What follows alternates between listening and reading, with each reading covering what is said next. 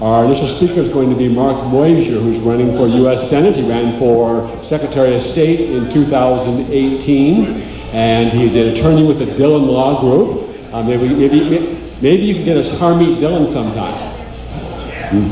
Not that you're wonderful, but you know Harmeet's pretty good too. So we would love to have her here. In his spare time, Mark he does constitutional law, among other things, at the Dillon Law Group.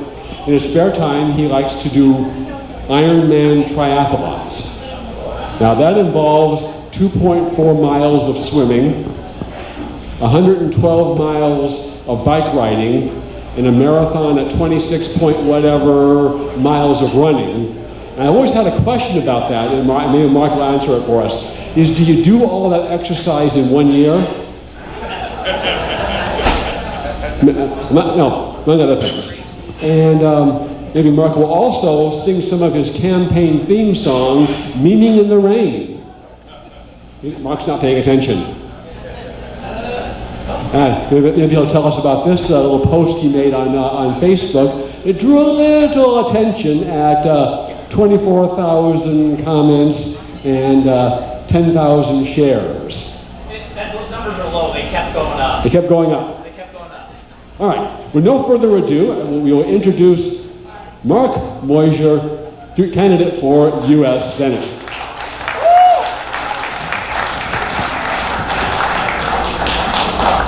For God and country. Geronimo. Geronimo. Geronimo. Those are the words spoken by SEAL Team 6 to notify the world that Osama bin Laden was dead.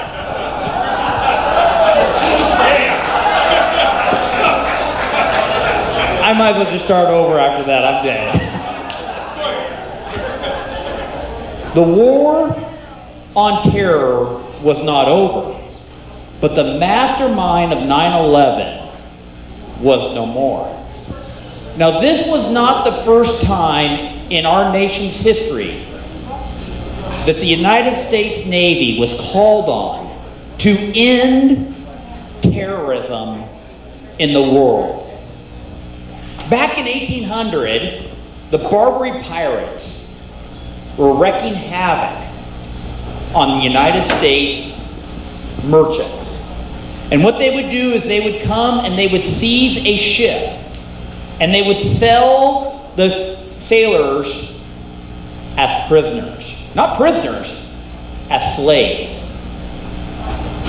And the 1/6 of the United States economy was being used to ransom our ships, our goods, and our sailors back. 1/6 of United States taxpayer dollars was being funneled to Africa to pay ransom to the Barbary pirates. And Thomas Jefferson said, enough! Enough is enough. We are Americans. We have a constitutional right to be free. And rather than buy our freedom, we're going to fight for our rights. And so what Thomas Jefferson did is rather than give that money to the Barbary pirates, he expanded the U.S. Navy. Now, we could not afford the big warships like Great Britain. Those 3-decker ships with 105 guns. So what he did is he built the fastest frigates in the world. 45 guns. Now they could destroy almost anything out there except the British warships. But they could outrun those guys. They were the prized weapons of 1800, these frigates. They were the envy of the world. And in 1803, there was 2 of them sitting outside of Tripoli Harbor. The U.S. Constitution and the Philadelphia. And they had bottled up all the Barbary pirates in Tripoli Bay. And they were keeping them there so that U.S. commerce could travel around the world. One day, a Barbary pirate tried to escape, and the U.S. Philadelphia made chase. Now, unfortunately, in 1800, sailing ships, you're moving along pretty slow. And that Barbary pirate ship stayed very close to shore. And they were close enough that the Philadelphia was able to shoot some cannonballs at the Barbary pirates. And all of a sudden, the captain of the Philadelphia said, uh-oh, we're getting a little too close. So what he did is he had to steer away, but it was a little too late. And he all of a sudden ran the Philadelphia aground. The pirates back in Tripoli Bay saw it, and within minutes there were 9 pirate ships circling the Philadelphia. Now they were keeping their distance because those 45 guns were still pretty formidable, even though the Philadelphia couldn't move. And the captain was doing everything he could to try to get the ship off the sandbar. But as the tide went out, the ship rolled over on its side. And all of a sudden, those 45 guns were either pointing straight up in the air or straight down into the ocean. And the captain had to strike the Philadelphia's colors. 300 plus U.S. Navy sailors were now slaves in Tripoli. Because they had time on their hand, they actually got the Philadelphia off the sandbar. Outfitted it with the guns. Now, the Barbary pirates had one of the finest ships in the world. And they were going to be able to terrorize U.S. shipping. Because they had one of the fastest ships in the world. With 45 guns. And they were going to go after Americans. But the U.S. Navy said, not on our watch. And they went to a man named Stephen Decatur. And they said, Stephen, right now the U.S. Philadelphia is sitting under 110 cannons in Tripoli Bay. We need you to take 70 Navy sailors. We need you to sail into the bay under the cover of darkness, and we need you to destroy the Philadelphia. We know you'll not make it back. This is a suicide run, but we need you to do that because we cannot afford for U.S. taxpayer dollars to be used to fight a war against U.S. taxpayers. So Stephen Decatur and 70 volunteers agreed that they would take on this suicide mission. They sailed across the Mediterranean, got into Tripoli Harbor late at night. And there was a man on deck who could speak the local language, and he yelled out under cover of darkness, and he said, hey, we lost our anchor in the storm. We need to tie up to you tonight, and then we'll go into the harbor in the morning. And the pirate who was guarding the Philadelphia said, come on over, we'll tie you, we'll throw you a line. And when they threw the line, all of a sudden that guard realized his mistake. And he yelled out to the other Barbary pirates that the Americans were in the harbor. And when that cry went out, Stephen Decatur and 70 U.S. Navy sailors stormed aboard the Philadelphia.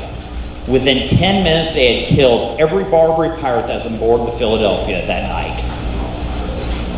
Within 15 minutes of that, the Philadelphia had been burned to the waterline, and they were sailing out the harbor. Meanwhile, as soon as the cry had gone out that Americans were in the harbor, all the soldiers in the fort were running up to those 110 guns, and they unlimbered them, loaded them, and started firing. at the Decatur, at Stephen Decatur and his men. And not one U.S. Navy sailor that day died. They all made it out.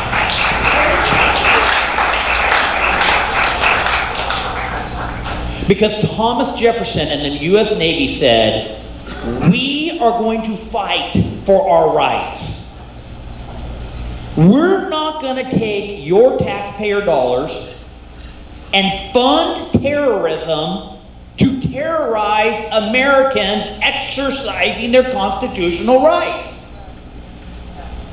Now, I don't think that anybody in this room is having a hard time distinguishing the character and the integrity of Thomas Jefferson versus the current occupant in the White House.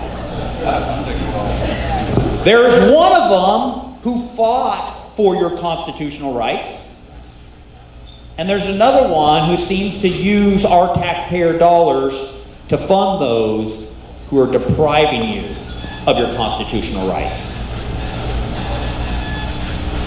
Thomas Jefferson, Stephen Decatur, SEAL Team 6 understood the importance of our liberties and our freedoms and taking the fight to the enemy to ensure that we remain a constitutional republic.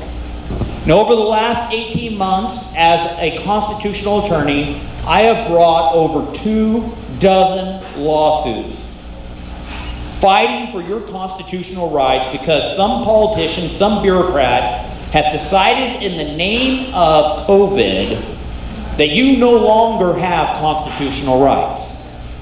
And we have won 3 times at the United States Supreme Court.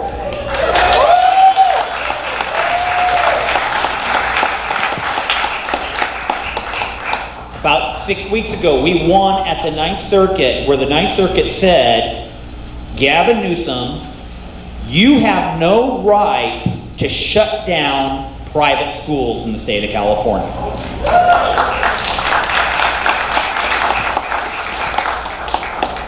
I have been fighting for your constitutional rights for the last 18 months because the politicians and the bureaucrats are saying you have no rights.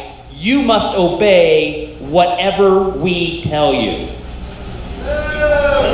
And I, for one, am tired of playing defense.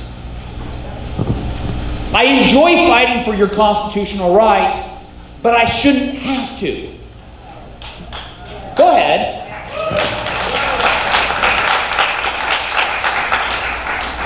Every politician and bureaucrat should know that the Constitution is a limitation upon what they can and they can't do.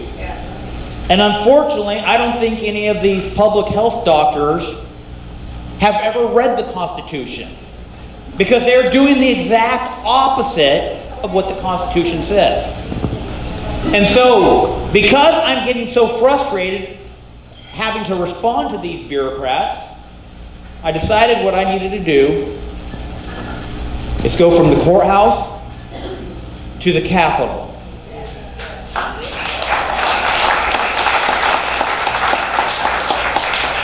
I need to take my fight for your rights from the courthouse to the Capitol. Because we need people in Washington, D.C. to say, the Constitution does not give you, OSHA, the power and authority to stop somebody from going to work.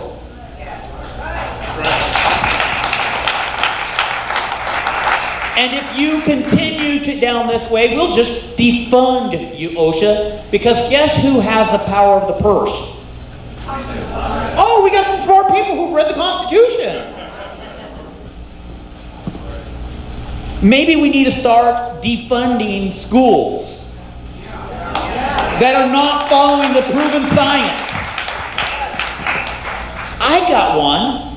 Since Dr. Fauci is making so much money off of his side investments, and he has clearly a conflict of interest, maybe we need to treat him like one of those $1 men, you know, like the Ford executives during World War II, you know, those corporate leaders who donated their time to the war effort.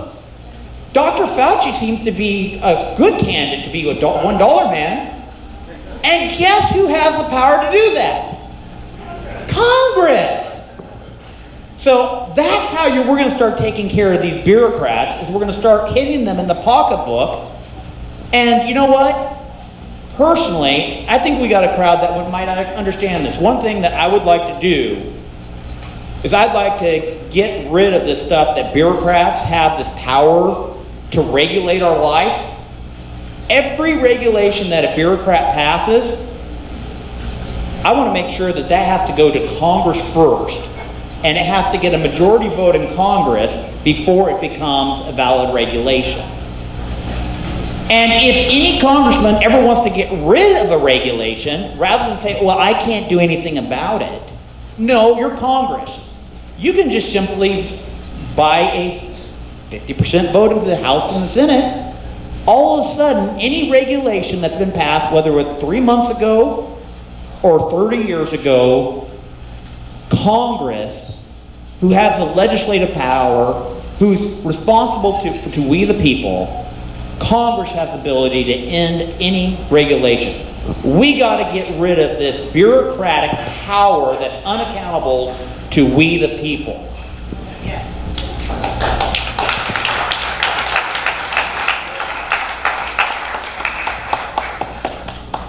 I can go on for hours upon hours upon hours, but there's a very important question that everybody here wants to know. Mark, don't you understand that you are running for United States Senate in the state of California? Don't you realize that you have the wrong party backing? Don't you realize that Republicans can't win in the state of California? To which I reply, balderdash.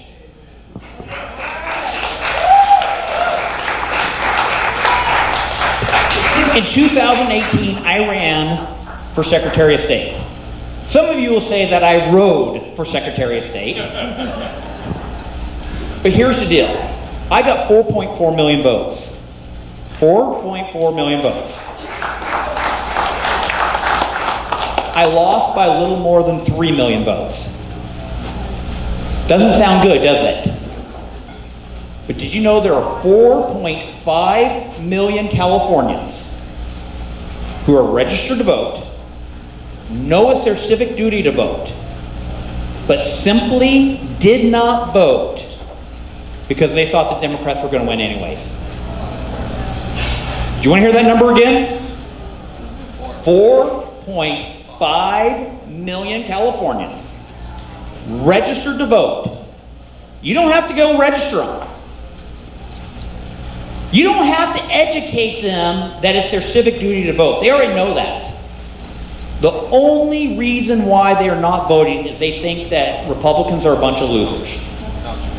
So why go vote? You know, this state, we used to elect Republicans on a regular basis.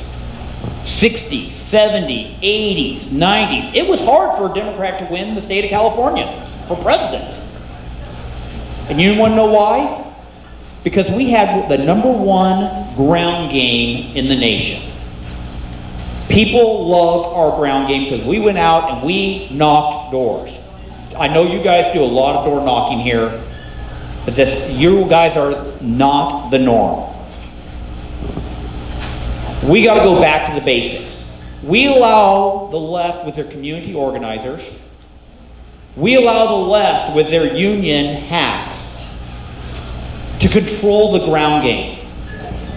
And the #1 focus of my campaign is going to be giving you guys the tools that we have an organization across the state, that we go back to the basics and we start having conversations on people's steps. Because it's still scientifically proven that the most effective way to get somebody to change their vote or to vote is at their doorstep. Back in the 90s, as late as the 90s, we were knocking doors and we were winning LA County. When we gave up knocking doors, we gave up LA County and we gave up most of the state. So my focus is going to be in LA County because I know you guys got my back covered right here in Redands, right? I know John's going to make sure that you guys are all out there knocking doors for me here in Redlands. And I know Don Dix got the county of Riverside covered for me. You guys have figured out what we got to do. And we got to now take that across the entire state. We got to get back to the basics. But here's the deal. I can't do this without you. When Abraham Lincoln was fighting the Civil War, he couldn't find a king to give him a loan. Wall Street wouldn't give him a loan. But he still needed bullets. He still needed boots. He still needed blankets. So rather than go to the millionaires, what he did is he went to the mom and dad who wanted to make sure Johnny had a bullet. He went to grandma and grandpa who wanted to make sure that their grandson had a blanket. They went to the friends. What he did is he went to the millions to give $20, $50, $100. They sold war bonds. It's the first war that I've been able to determine that was not funded by a king or a banker. The Civil War was the first war that was fought by the people who had somebody who was out there fighting for them. And it was won by the millions, not the millionaires.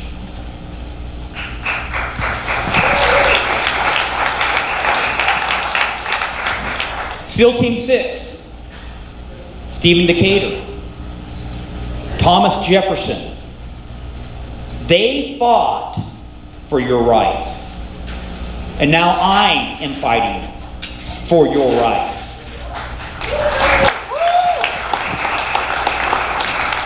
If you're a millionaire and give $2,900, thank you very much. I will take your check and appreciate it. But I want all of you, whether it's 5, 10, 100, 250 bucks, I want each and every one of you to say, you know what? I want to make sure that Mark has that ground game so that way we can start winning in California, so that we have somebody in Washington, D.C. that's defunding OSHA, defunding Dr. Fauci, defunding these mass Nazis. My name is Mark Meuser. I'm running to be your next United States Senator, and I appreciate your support very much.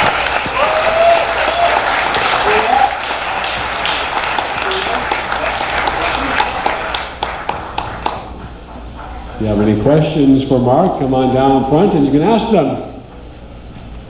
And everyone can come down at once. See someone coming over here? Miss Ashley, Doug. So the first question that Greg asked me is, how long does it take you to do a full Ironman? Depending upon the course, but it should take me, I should be able to do it in under 11 hours. The last one I did, unfortunately, I left all my nutrition in the hotel room, so I cramped up pretty bad. So that one took me like 13 and a half hours. Doug, you're first in line. Okay. How lucky. I know you support school choice in general. Have you / will you endorse the Education Freedom Act, the specific proposal that probably everybody in this room backs? Not to put any pressure on you. And Strongly backs, I might add. And I was warned that this would be my first question, wasn't it? Greg, isn't this exactly what you told me my first question was going to be? And also, just to let you know, my wife and I have been the statewide outreach coordinators. This is a very broadly bipartisan issue. Everybody, every parent, every grandparent likes the idea of school choice. It's a winner. So we want you on our team. I appreciate the invitation to be on your team. I'm not ready to endorse, but you definitely are going to get my support. And as I have teams available, you know, as we expand our team and we're traveling around the state, I will be definitely carrying the petitions. The endorsement's going to have to come a little bit later, though. The lady behind me has asked why. Ooh. Because I haven't actually looked at the finances and who's behind it, and I have to be just like you guys. Us? I hear you, but finances. Yeah. Well, one of the things is when, as a statewide leader, when you get involved in something, when you make an endorsement, everybody expects that you've already done your due diligence, and so I would be negligent if I have not done my due diligence. So I have to actually look at the finances. I have to look at the leadership. I have to do that before I'm going to be able to come out. And so you know, just like anybody who came up and says, Mark, are you going to support this? Are you going to do that?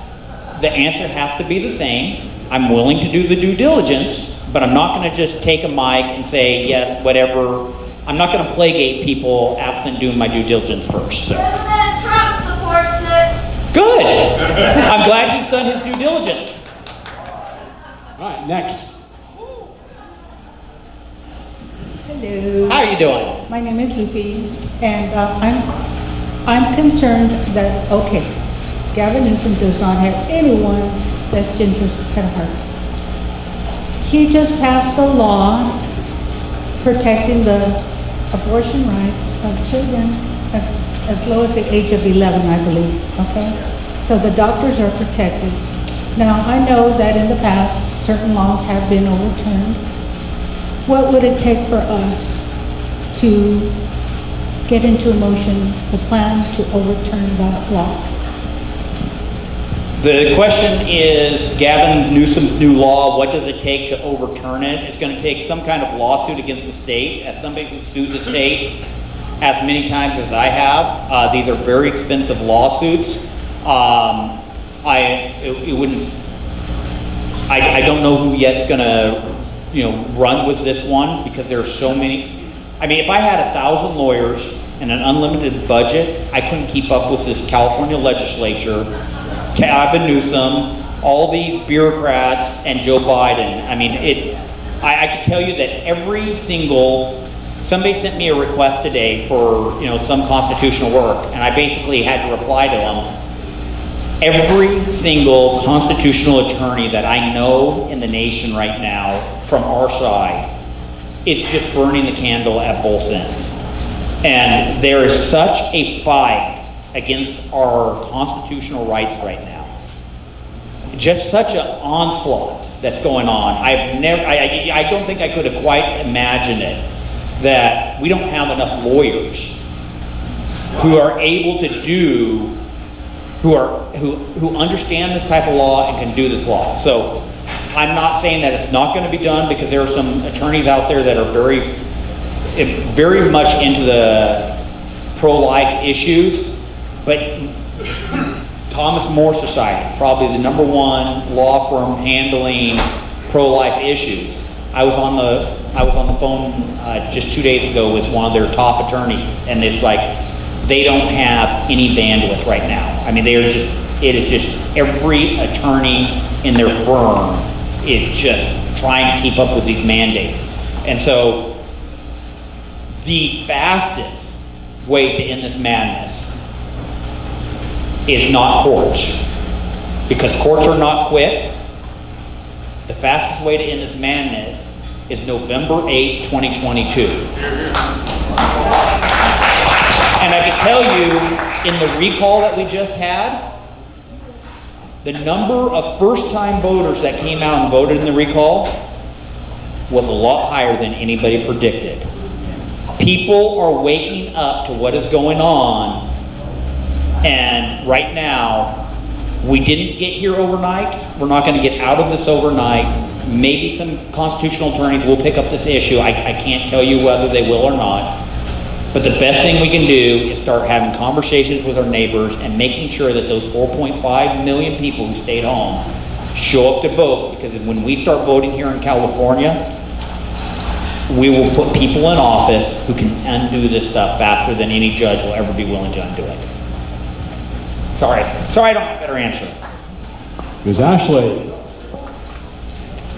In 2022 November, it'll probably be too late for a lot of people. I'm with the federal government, as a lot of you know, and I went on vacation up to Seattle for a couple weeks. It was so nice. Train came back, all hell had broke loose, and pretty much letting us know that in 3 weeks, if we don't get this vaccination, which I'm not going to take, okay, that we pretty much be out of job. I probably will retire, wouldn't plan on doing right now, but I've worked for 50 years, I've been with them 15. I'm good, but we have a lot of people that are not. So I need someone to see if they can do a class action suit for federal employees. I'm ADA, disabled, veteran, all kind of stuff. I check a lot of boxes, okay? I'm also a very good spokesperson, and I do very good narrative. And you're the last person I want to see, they're the last person I want to see on TV with my narrative. So where could I go to bring other people in, not for myself, but to help other people that are out there? As a federal employee who's being told that you have to be vaccinated, there are a lot of attorneys out there looking at those cases and filing cases. There are so many cases that are being brought right now. I don't know that a class action lawsuit is being brought. They're more in the form of what's called an injunction, where they're trying to get the law, or in this case it's not a law, it's a regulation, stayed. And I mean, I know that there's a lawsuit right now at the 7th Circuit. I know there's one in the 5th Circuit. There are lawsuits moving. I don't have the answer that you're going to want to hear. Because again, these vaccine mandate lawsuits right now are just, we don't have enough attorneys to handle them. But the answer that is out there is there's power in the collective of the group. And if you all, as long as they're dealing with just you as one person, they win. But when 20, 30% of their workforce walks off, they have trouble. When we have a nurses shortage, and the news is reporting actually, like at the Kaiser, 2,000 people, I'm actually talking to somebody in Kaiser, it's something like 75,000 people. When we stand up and actually work together, we can actually end this madness much faster. Have you filed, Ms. Ashley, have you filed your religious exemption? Not yet, but I just came back like 2 days ago. Yeah. I didn't know I had to. So you can't do the test, they said. So Okay. that's coming. So I'm a good fighter. I'll be in there doing that. But I appreciate me in 2 or 3 weeks, I'm going to be all in it and helping some stuff. You don't need a pastor, but it can be helpful. And if your church will not, if your pastor will not sign the religious exemption, the pastors over at the Ark Church of the Nazarene will, and you can talk to the folks over there at this table, particular Associate Pastor Paul Milan, and they'll be happy to help you with that. And also, they have the APA going for people that have disabilities too. Yeah. Yeah, okay. So there's a lot of different ways to do There's a it. lot of different ways to fight this, but ultimately, if we stand up and actually exit together, I've talked to the police, I've talked to the firefighters, I've talked to military personnel. I wish I had an answer. I can take your case. I can't take your case. I'm burning the candle at both ends and trying to run for U.S. Senate at the same time. Every constitutional attorney out there, it's just, there's nobody I can even refer a case to right now. We got to get political. We got to start fighting for our rights. We got to tell them enough is enough. But we can't do it. It's not one versus a government. It has to be thousands, 2,000, 3,000. Next. I'm Liz. Newsom just signed a bill saying that we have to vote by mail. Is there any way that we can overturn that before the 2022? Can we overturn before 2022? The answer to that is no. But what we can do is start ballot harvesting better than the Democrats. And when we do that, the Democrats will be very quick to end ballot harvesting. Well, you're talking about vote by mail. Why do they do that? So that there's a ballot at everybody's house. So that their people who are knocking doors, can come and pick up that ballot and deliver it. This is all a part of their ballot harvesting scheme. First they did the first step, then it's the second step. We end this madness when we start doing the job better than they do. I'm going to give you a basketball analogy. Golden State Warriors are going to play the Los Angeles Lakers in a game of basketball. And right before the game, the officials come out and they say, "We have removed the three-point line." Now, Steph Curry and Klay Thompson of the Golden State Warriors go to the officials' table and they start complaining about the rule change. Meanwhile, the official blows the whistle and the game starts. And over on the sideline, you have Steph Curry and Klay Thompson arguing about the rule change. And the game is being played behind them, and they end up running up the score. Okay? The problem that we have among conservatives right now is we're spending so much time talking about the rule changes, which are creating a lot of problems in the integrity of our elections. But because we're spending our time on the sideline focusing on that, the other side is going out there and getting their people out to vote. We are spending so much time talking about rule changes and election fraud that we are actually suppressing our own vote. Our people are going, "My vote doesn't matter." Greg is a leader, and he's talking about all this election fraud. And if he's concerned about fraud, why do I even vote? And so the thing is, what we have to do is Daddy and Mommy could sometimes talk about stuff, but little Junior doesn't have to know it. What we are seeing in this recall election that we just had, a lot of new voters came out. All of our perfect voters voted. But the people in the middle, the people who maybe only vote in general elections, they stayed home. Why? Well, Gavin Newsom was going to win anyways. Why? Because they're fraud. Why? There's so many different reasons why people give. We need to stop giving them reasons not to vote. What we have to do is we have to go to their doors and we have to say, "This is a close election. Your vote matters. You need to vote." In 2018, the Democrats put 22 full-time employees in Orange County for every one that the Republicans had. And they were going around door to door telling everybody that their vote mattered, that this was going to be a close election. And what did they do? There wasn't a single Republican congressman in Orange County. Because they told their people, "Your vote matters. Let me help you vote." And they got them out to vote. Okay? Fraud, fraud, fraud. Election integrity. No. What we have to do is, as leaders and as adults, we can talk about fraud, we can talk about the election irregularities, but if we're not in a position to do something about it, what we need to do is what we can do. I mean, unless you're an election law attorney like myself, who's in the courtroom fighting election fraud, fighting election integrity, filing cases to clean up the voter rolls, we're doing that. The RNC has spent millions of dollars, and they're going to be spending even more over this next year to clean up California election rolls. But what we need you to do is you need to let us do our job on election integrity, and you need to go out there and do what you can do and make sure people get out to vote. And when we stop, when the Democrats just have to show this little bit of election integrity issue, and we all clam onto it, and we all start going, "Oh, look at that, fraud, fraud, fraud, fraud." How many people here, I know I'm going long-winded here, but this is an important point here real quick.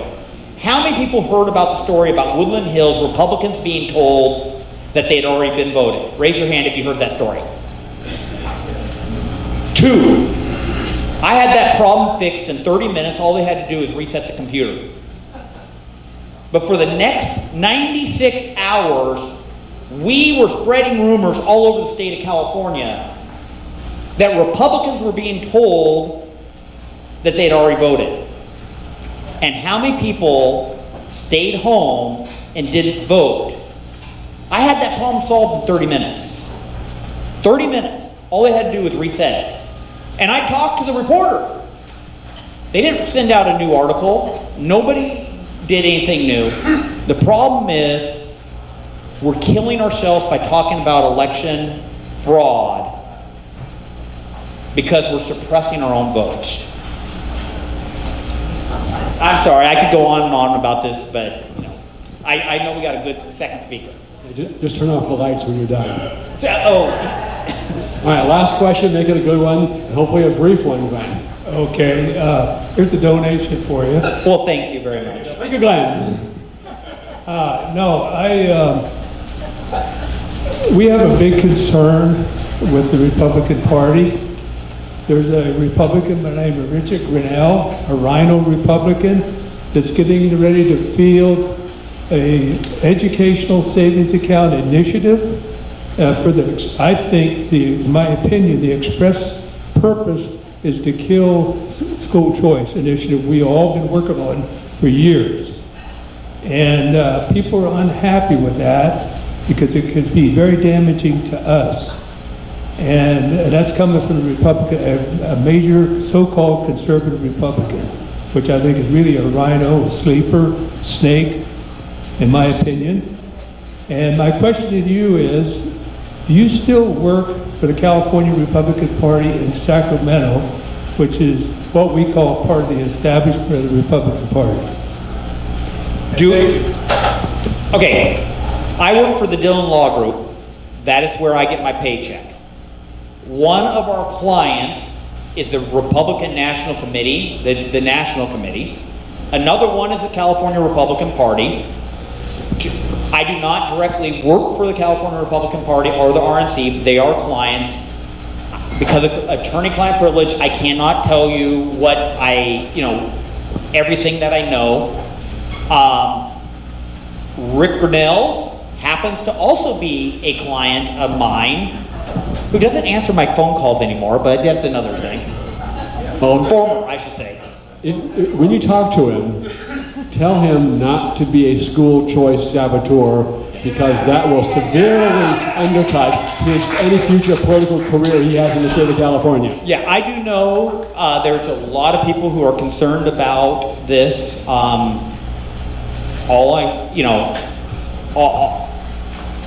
And maybe at some point in time I'll actually be able to talk to him and figure out what's going on there.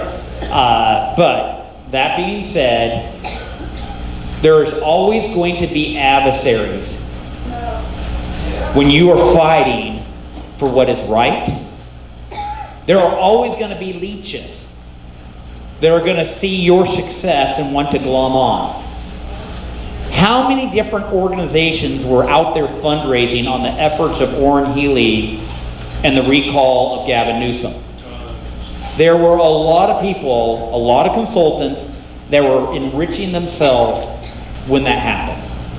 The fact that you already see somebody doing side projects to glom on to your initiative, you should take that as a compliment. At the beginning of this thing, there was that slide up there about this meme of a person in the rain saying, "Hey, stupid, my umbrella doesn't work if you don't use yours." 29,000 liberal trolls hit my website. And I was laughing because all they're doing is drawing more and more and more people to see my name. When you are being attacked, stop being the victim and start seeing that you're doing something right, that you are a leader. Every leader is always going to have an adversary. Patent. had people trying to get him removed. Grant, Ulysses S. Grant, the most successful general.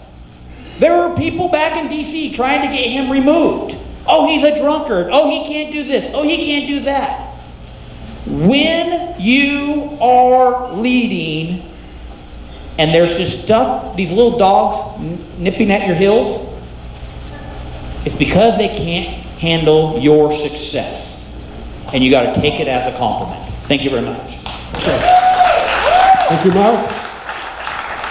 But if there are two competing initiatives on school choice out for signature, it's going to undercut both of them, and he is going to sabotage this. So if you can talk to him, you tell him he will not have a political future in California if he sabotages school choice. There is no issue, no cause that motivates the Republican base more than that issue.